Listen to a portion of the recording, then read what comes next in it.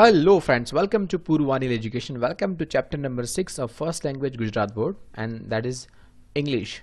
Yes friends, I am extremely sorry to be late in uploading the videos. Just because of some unavoidable circumstances I was unable to upload the videos on time. But here we are once again for you all. Chapter 6 થી શરૂઆત કરીએ છીએ. આ પાર્ટની અંદર friends તમને બે એસેજ આપ્યા છે. એક પ્રકારનો નિબંધ કહી શકાય, પરંતુ અહીંયા પિટિશન છે ડાબા હાથની.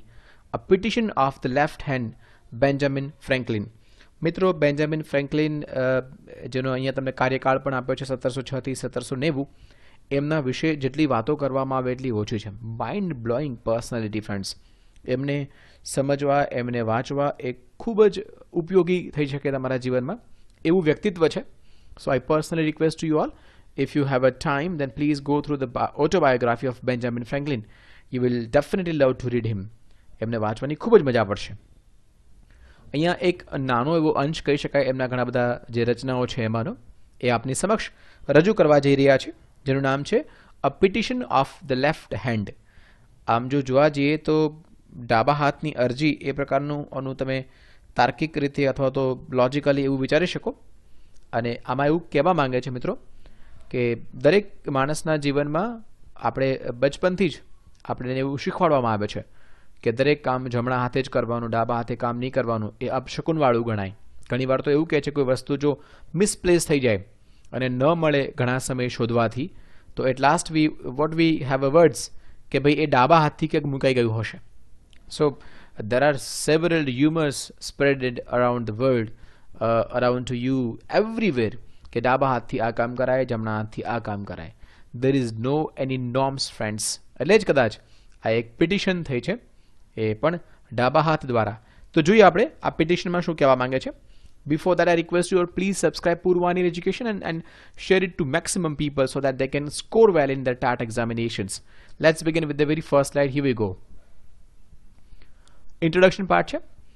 Benjamin Franklin, 1706 to 1790, also known as Ben Franklin, was a renowned American author, inventor, scientist, diplomat, statesman, printer and publisher. He was one of the founding fathers of the US who helped in the drafting of the Declaration of Independence.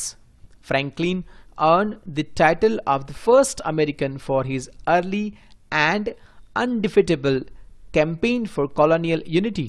He is also remembered for the wit, wisdom and elegance of his writing. Benjamin Franklin 1706 થી 1790નો સમયગાળો એમનો આપ્યો છે friends, જેને બેન Franklin તરીકે પણ ઓળખવામાં આવે છે.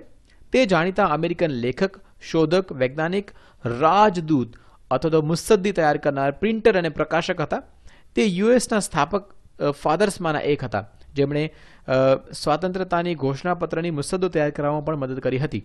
ફ્રેન્કલિન એ ધ ફર્સ્ટ અમેરિકનના ખિતાબને પોતાના પ્રારંભિક અને બિન અનુભવી અભિયાન માટે વસાહતી એકતા માટે પણ જીત્યો હતો.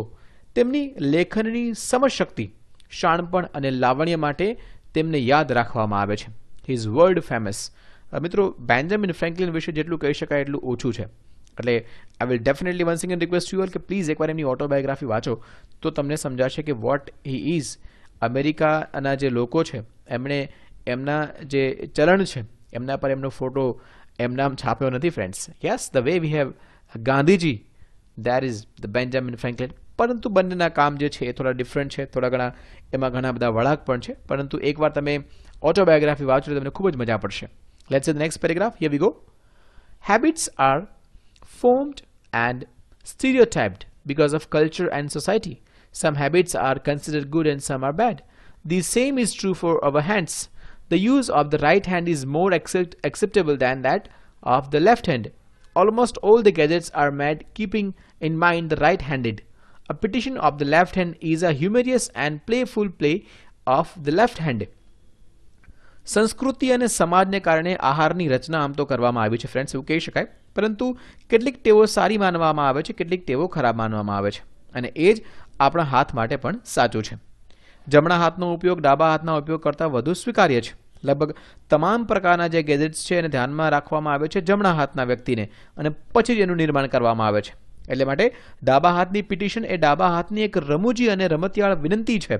એટલા માટે જ કહેવાય છે કે petition of left hand is somewhere humorous too. તમને એમાં મજા પણ પડશે અને મારા દ્રષ્ટિએ તો જોવા જઈએ તો ડાબું અથવા જમણું ડઝન્ટ મેટર. તમે ડાબા હાથે લખો છો કે જમણા હાથે લખો છો, it doesn't make any sense. પરંતુ દેટ મીન્સ તમારા અક્ષર કોઈ પણ રીતે સારા થતા હોય, તમને જેમાં ફાવતું હોય લખતા, that is easy for you. એટલા માટે જ કદાચ ડાબા હાથે સ્વયં આજે અરજી કરી છે. The petition of the left hand. Let's see what he says. Here we go. Essay 1, a petition of the left hand. So let's begin with that. I address myself to all the friends of youth and conjure them to direct their compassionate regards to my unhappy fate in order to remove the prejudice of which I am the victim. There are twin sisters of us, and the two eyes of man do not more resemble nor are capable of being upon better terms with each other than my sister and myself, were it not for the partiality for our parents, who make the most injurious distinctions between us. From my infancy I have been led to consider my sister as a being of a more elevated rank. I was suffered to grow up without the least instruction, while nothing was spared in her education. She had masters to teach her writing, drawing, music, and other accomplishment. But if by chance I touched a pencil, a pen, or a needle, I was bitterly rebuked, and more than once I have been beaten for being awkward and wanting a graceful manner. It is true, my sister associated with me or with her upon some occasions, but she always made a point of taking the lead, calling upon me only from necessity or to figure by her side. મિત્રો, આ પેરેગ્રાફમાં એવું કહેવા માંગે છે in this particular slide કે હું યુવાનીના તમામ મિત્રો સાથે વાત કરું છું.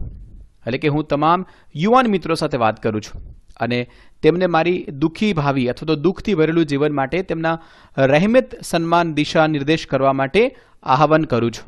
અને જે હું પૂર્વગ્રહોનો ભોગી બનનાર છું તેમાંથી મારી મદદ કરવી અને અમને એમાંથી છોડાવવાની વાત થઈ રહી છે. અમે જુડવા બહેનો છીએ, ના જેવા છીએ એવું પણ કહી શકો. અને મનુષ્યની બે આંખો એક સરખી જ નથી હોતી. ન તો મારી બહેન અને મારી વચ્ચે એકબીજાથી ચડિયાતા હોવાની ક્ષમતાઓ નથી, અને આ એકબીજાથી ભિન્ન હોવાની ક્ષમતા આપણા માતા પિતાના પક્ષપાત માટે ન હતી, જે આપણા વચ્ચે સૌથી હાનિકારક ભિન્નતા કરે છે. મારા બાલ્યાવસ્થાથી મારી બહેનોને અથવા તો મારી બહેનને વધુ ઊંચા ક્રમાંક તરીકે ગણવામાં આવે છે. મને ઓછામાં ઓછા સૂચનો વગર ઉછેર કરવામાં આવ્યો હતો, જ્યારે તેના શિક્ષણમાં કશું જ બચ્યું ન હતું.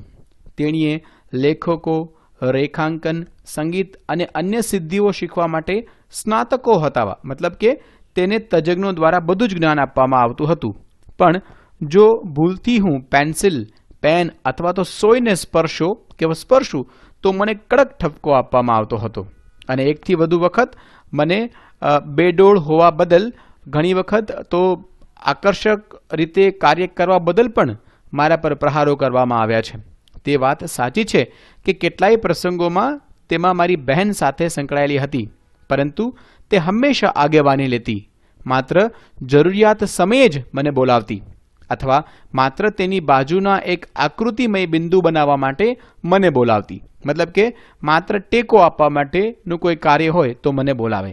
મતલબ કે બધા જ કાર્યોમાં બહેનના હું મદદ કરું છું, પરંતુ બધું જ એનું જે શ્રેય છે એ મારી સિસ્ટર જે છે એને મળે છે, એ લઈ જાય છે.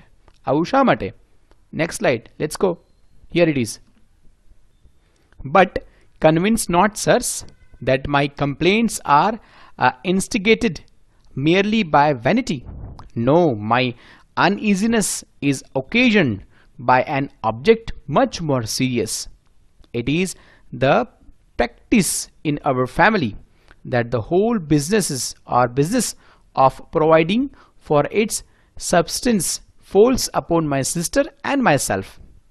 If any indisposition should I take my sister and I mention it in confidence upon these occasions that she is subject to the gout and rheumatism and cramp without making mention of other accidents, what would be the fate of our poor family?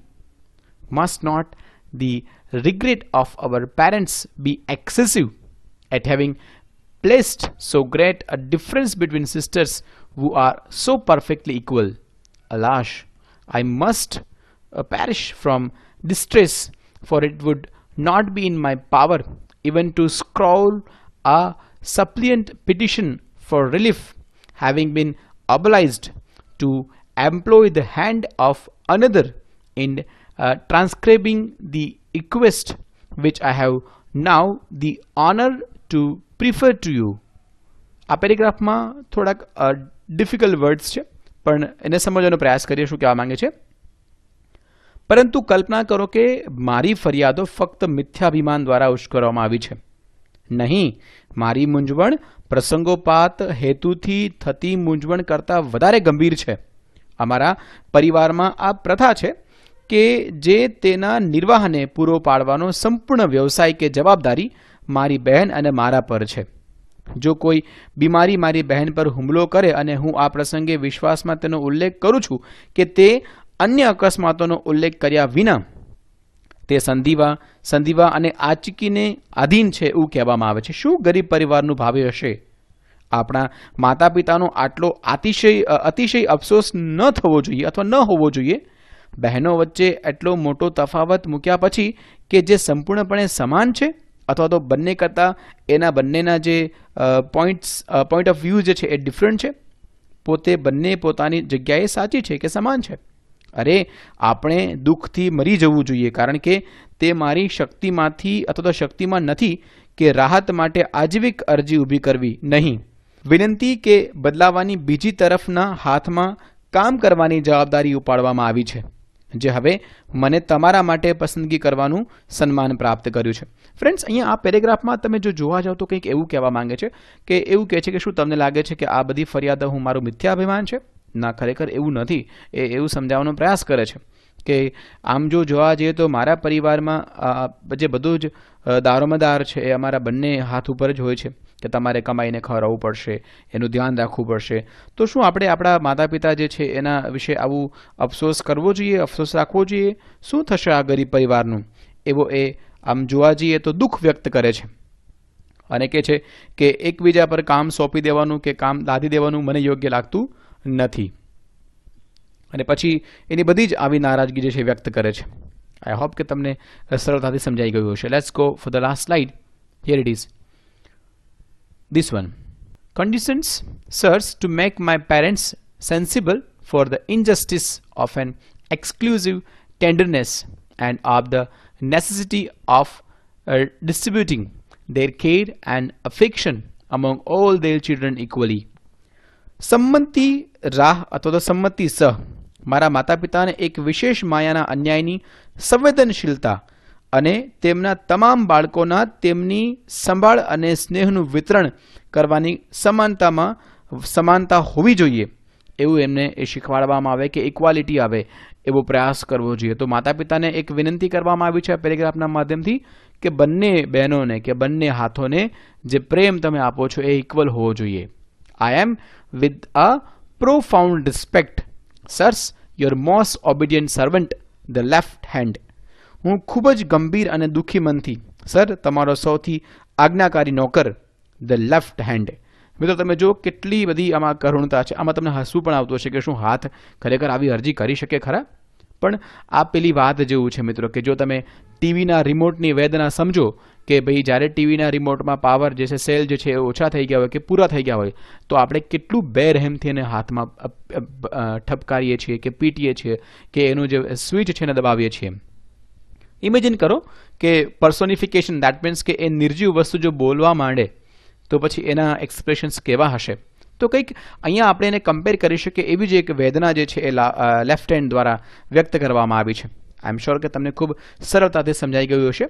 If you have still any questions, please take a help of comment box. I'll try my best to give you the answer with the help of comment box.